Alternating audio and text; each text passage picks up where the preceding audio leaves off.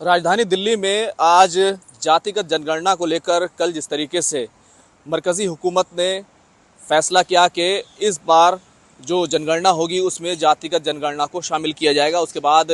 दिल्ली की राजनीति जो है आज इसी मुद्दे पर गर्म रहने वाली है। दरअसल आज कांग्रेस पार्टी की तरफ से जो कम्युनिकेशन हेड हैं जयराम रमेश, उनकी तरफ से ऑन रिकॉर्ड डिब्रीफिंग होगी। जाहिर सी बात है कि जयराम रमेश और कांग्रेस की तरफ से वो तमाम बातें बताई जाएंगी जिनका ध्यान रखा जाना चाहिए और किस तरीके से कांग्रेस पार्टी जो है जातिगत जनगणना को देखती रही है, किस तरीके से तेलंगाना में जो जातिगत जनगणना हुई है उसको एक मॉडल बनाया जाना चाहिए। तो ये तमाम बातें आज कांग्रेस पार्टी की तरफ से रखी जाएंगी और दूसरी तरफ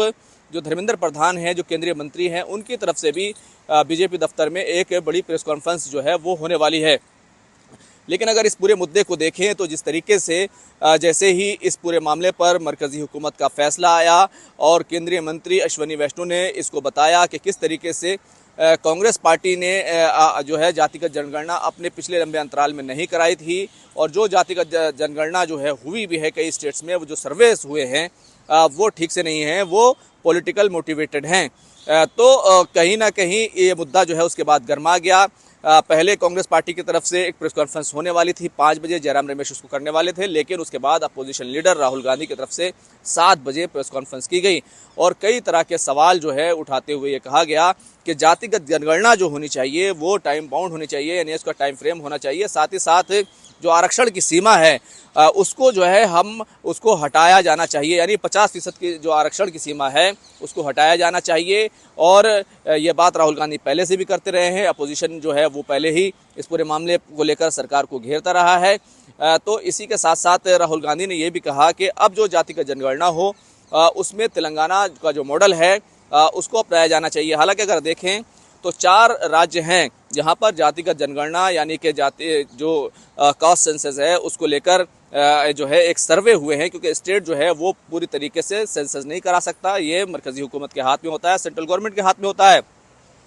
वो सिर्फ सर्वेस करा सकते हैं। बिहार में जो सर्वे हुआ, कास्ट बेस सर्वे हुआ, उसके आंकड़े ज़रूर टेबल जो है विधानसभा में किए गए, लेकिन इसके अलावा तेलंगाना में जो है इसी तरह की जातिगत जनगणना हुई या और इसी आंध्र प्रदेश में हुई और कर्नाटक में हुई, लेकिन वहाँ पर उसको टेबल नहीं किया गया और पूरे तरीके से पब्लिक नहीं किया गया। अब इस पूरे मुद्दे पर जाहिर सी बात है राजनीति जो है वो गरमाएगी, लेकिन इसका जो सबसे बड़ा और अहम पहलू ये है, एक तरफ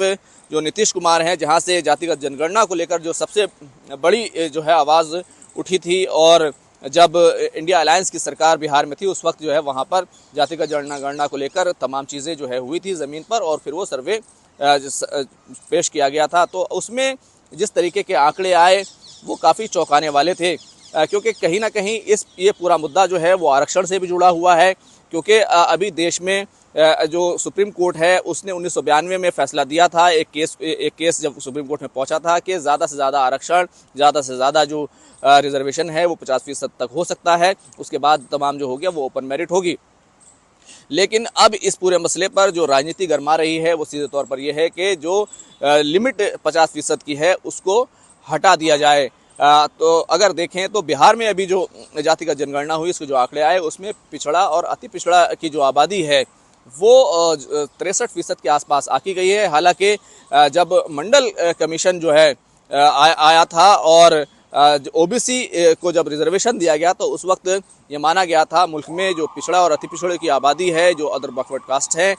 उनकी आबादी जो है 53% के आसपास है, इसलिए 27% रिजर्वेशन दिया गया था। इसी तरीके से अगर देखें तो जातिगत जनगणना जो है ये आज़ादी के बाद से मुल्क में नहीं हुई है, कुछ स्टेट्स ने ज़रूर इसको किया है, लेकिन आज़ादी से पहले 1931 में आखिरी मर्तबा जातिगत जनगणना हुई थी और उसके आधार पर तमाम रिजर्वेशन जो है वो दिया गया था। और उसमें अगर आप देखें तो उसमें मुस्लिम समुदाय को भी, जो उनके पिछड़ा वर्ग था, उनको भी आरक्षण जो है वो मिलता था, लेकिन 1950 में ऑर्डर के तहत हिंदू जातियों को आरक्षण दिया गया और मुस्लिम जो एससी हैं उनका आरक्षण जो है उनको नहीं दिया गया, क्योंकि आरक्षण के लिए जो पैरामीटर बनाया गया था उसमें कहा गया था कि उनका सामाजिक आधार पर उनके साथ भेदभाव होता हो और वो पिछड़े हों। तो इस चीज़ को, जाति को क्योंकि आधार बनाया गया था और इस वजह से उनको आरक्षण जो है फिलहाल नहीं दिया जाता है और इसी को लेकर के जो है मुस्लिम समुदाय की तरफ से विरोध होता रहता है। इस पूरे मामले को लेकर भी जो केस है वो सुप्रीम कोर्ट में है और उस पर एक कमीशन ज़रूर बनाया गया है, उसकी रिपोर्ट आना बाकी है। कुल मिलाकर अगर कहें तो दिल्ली में आज जातिगत जनगणना को लेकर जो माहौल बना है वो पूरा दिन गरमाया रहेगा। हालांकि अगर देखें तो वक्फ के मुद्दे को लेकर भी सुप्रीम कोर्ट में केंद्र सरकार ने अपना एक हलफनामा दाखिल किया है और जो तमाम याचिकाएं सुप्रीम कोर्ट में गई थी और उस पर जो सुप्रीम कोर्ट ने